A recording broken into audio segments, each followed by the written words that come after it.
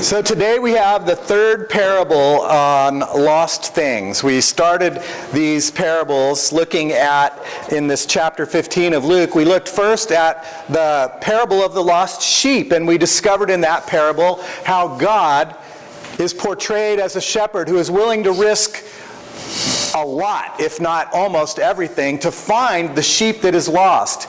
And then we had the parable of the lost coin, in which God is presented as a woman who is so concerned that she does not stop looking until she finds the coin that has been lost. And today we have the parable of the lost son. And God portrayed as a father who will not stop hoping that that son can come home and will not stop forgiving whatever that son has done. Now, Jesus is telling all of these parables in Luke's context to the Pharisees and the teachers of the law who are kind of irritated with him because he's hanging out with the people that they don't think belong. He's hanging out with hookers, and he's hanging out with tax collectors, and he's hanging out with sinners, and he's hanging out with the no-goods, right? He's hanging out with the no-goods. And there's probably not a whole lot of us who really feel like that's who we are. There may be some. There may be times in our lives when we feel like we're the no-gooders, but most of the time in church, that's really not who I'm talking to. We probably look a whole lot more like the folks that Jesus is telling these parables to try and re-educate. And I think that's true with this parable today, too. Now, granted, for most of us, there's a time in our lives when we walk away from God for a while. Sometimes for a very long while.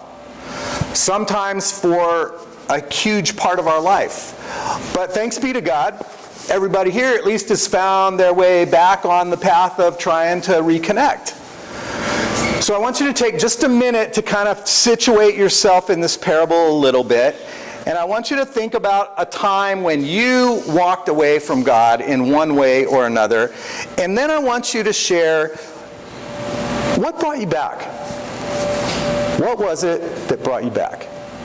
So take a couple of minutes and share that with somebody next to you. These are important stories in our lives, and I'm wanting us to learn how to talk about them with each other. So share. Time you walked away and what brought you back. Real quick.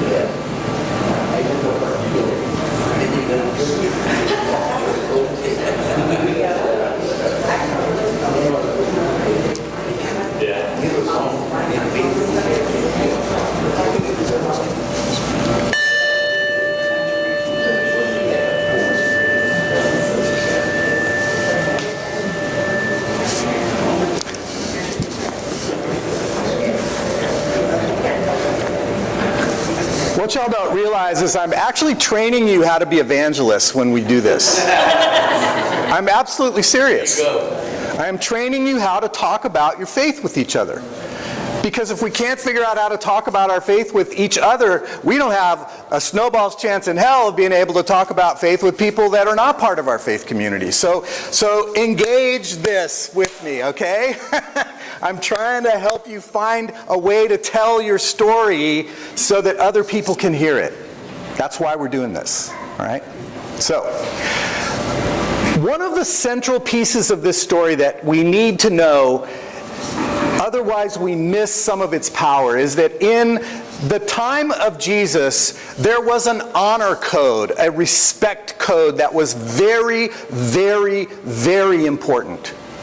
If someone was disrespected or dishonored, something had to happen in order for that honor to be restored. And so for a child to disrespect a parent meant that parent had to engage in some kind of public behavior to restore that parent's honor and position over the child. Otherwise, the parent was seen as inadequate and insufficient or a bad parent, all right? So in that context, this story begins to take on some pretty incredible power. You see, Joaquin, the father, I'm going to give him that name for today. Joaquin had two sons, Juan and Reuben. And one day, Juan, the younger son, came up to him and he said, "Dad, I want my inheritance now." Now, to ask for your father's inheritance is absolutely out of line. It only comes when? When you're dead. For him to ask that was to say to his dad, essentially, "You know what really matters to me is your money, Dad. I don't really care about your presence in my life, what wisdom you might be able to give me, what protection, what care. I just want the money. Give me the money." Now, in the honor code, right, the right response from Dad was, "Shut your face, get back in the field. I'm the dad. When I'm dead, you can have it, but not until then." That was what you should have done.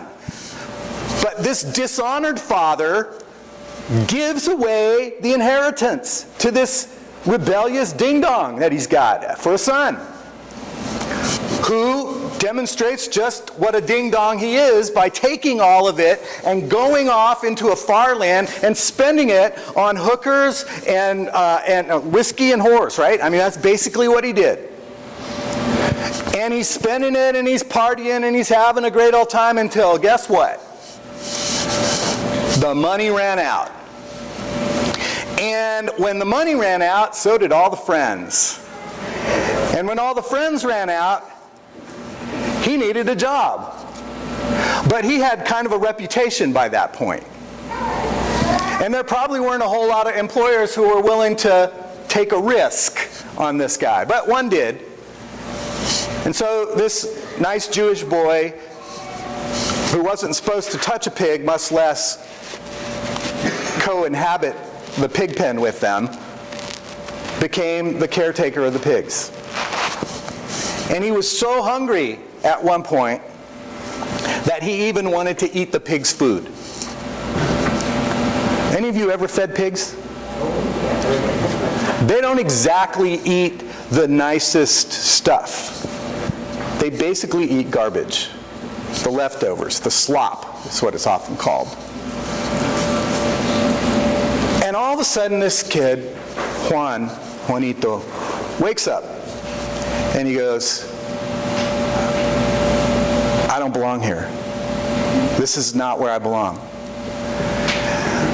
But my dad, surely, knowing the code of honor, cannot take me back as a son because I have so utterly dishonored and disrespected our family and my father that the best that I can hope for is that he might take me back as a servant in his house."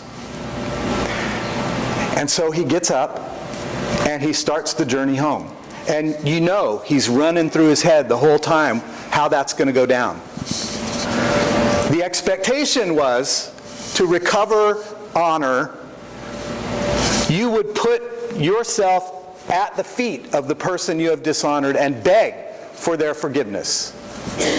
And a good father who understood the rules of the game would place his foot upon that son's head and give him a tongue lashing in public so everybody saw it.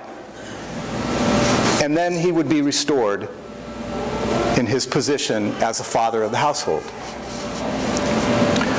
So while Juanito's out spending all this stuff, Joaquin was a pretty upstanding man in the community. He's clearly wealthy. He's got a number of pieces of land. He's got a lot of servants. He's got cattle. He's got crops.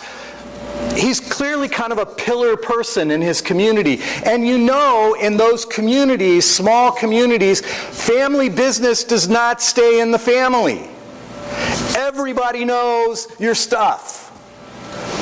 And the chisme in that little village was probably something like, Ben, did you hear what Juanito did to his dad? I can't believe he got away with that. I can't believe Joaquin let his son disrespect him that way. What kind of father would do that? And so Joaquin's experiencing not just kind of his own dishonoring from his children, but now he's got the disrespect of his own community. All the more reason then for the people who are listening to Jesus' story, when they hear that the son is coming home, they're like ready to see what happens, right? He's gonna get it. He's gonna get it. It's how you feel when the bad guys in the movie are just about to get pounded, yeah? You're just, yeah. That's where they were. They're waiting for that to happen.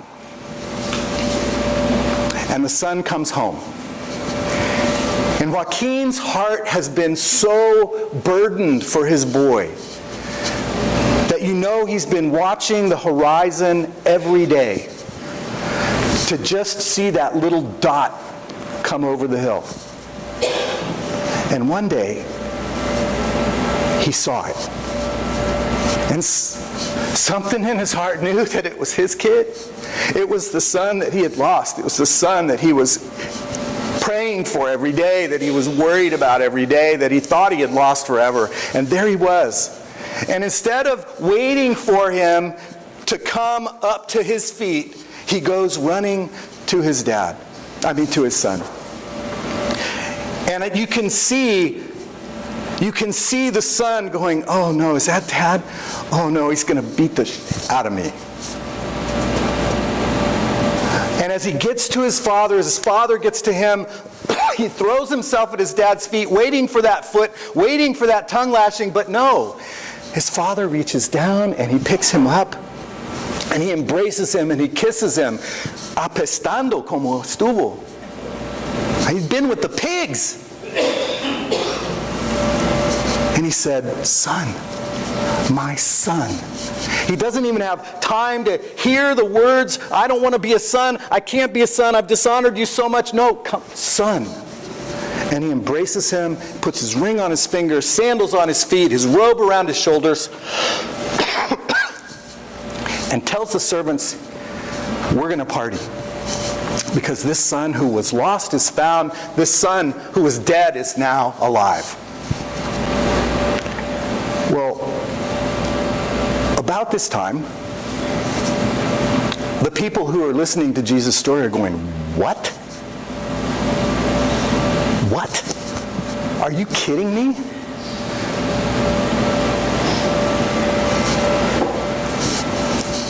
There was a kid, Ernest, I've told you about. Ernest lit a fire behind the church. We caught him, called the cops, went to court with them, told his family we'd like to help him if we can.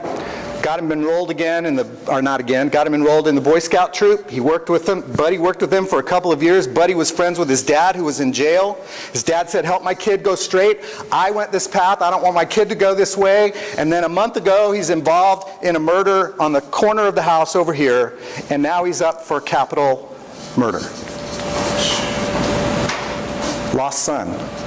Lost child.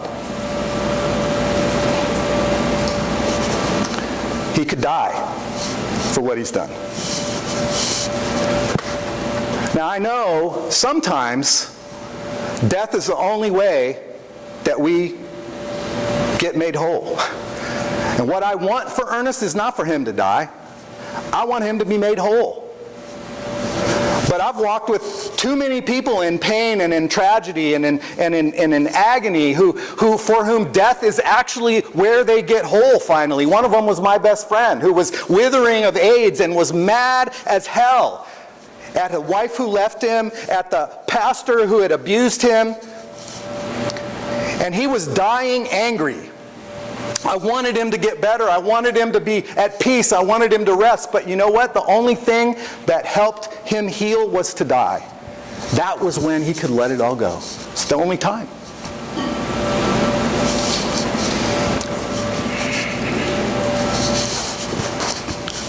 Now this is when it's going to get serious. The guy who shot 27 of God's men, women, children, mothers, fathers, grandfathers had a name. Devin Patrick Kelly. When my friend Matt died and was finally released, it was comforting to me to imagine God's embracing him on the other side. However God does that. Is it possible for us? You hear where I'm going? Is it possible for us to imagine that God could embrace even that lost son who was so very sick and so very broken that somehow on the other side God could put his arms around the one who had killed 27 of his children? Can we even imagine that? Because I know in me, there's a piece that rises up and goes, are you kidding? No way! He deserves to burn in hell. That's in me, and I'm sure it's in many of you. But that is exactly what the people who were listening to Jesus thought when that father embraced his son. No way! Undeserving. Not right. The scales of justice need to be balanced. Somebody's got to do that balancing. That's up to God. He's got to get his, or it's not right. And it was at that moment that Jesus kept talking. And he said, there was an older brother. There was an older brother who found out about the party through one of the servants and was pretty ticked. And he went up to his dad and he said, what kind of father are you? Don't you know what he did with your inheritance? Don't you know what he did with the life you gave to him? Don't you know how he ruined this family's honor and reputation? Don't you know what that son of yours has done?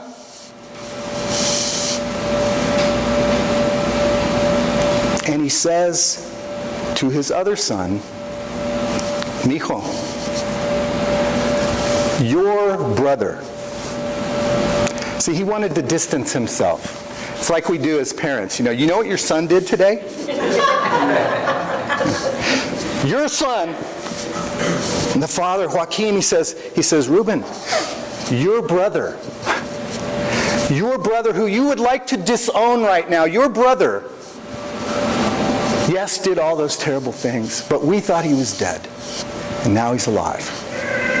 We thought he was lost, but he's been found. And it is right for us to celebrate and embrace him again, because he has come home, finally. So the challenge in this text, which I did not plan for today, this week. I planned this text like months ago. The challenge in this text for me today is, can I believe in a God whose love is big enough to even embrace the shooter at Sutherland Springs? and recognize that that brokenness that led him to kill is not bigger than God's love for him. Hold that. Hold that. And wrestle with that. Because I think somehow that's really who God is. When Jesus laid that down, people got so mad at him for that idea of who God is that they wanted to silence him. And so they killed him. But even that was not enough to silence God's love. God raised him up and said, you know what? He's got it right. That's who I am. Try to hold that in your heart for a while. Let us pray. God, it is hard for us. And we find ourselves unable to get to a love that big. Not in ourselves, and we don't even want you to have it. But somehow I believe Jesus is shoving us where we don't want to go. So bring us home, if you can. Bring us home. For in his name we pray. Amen.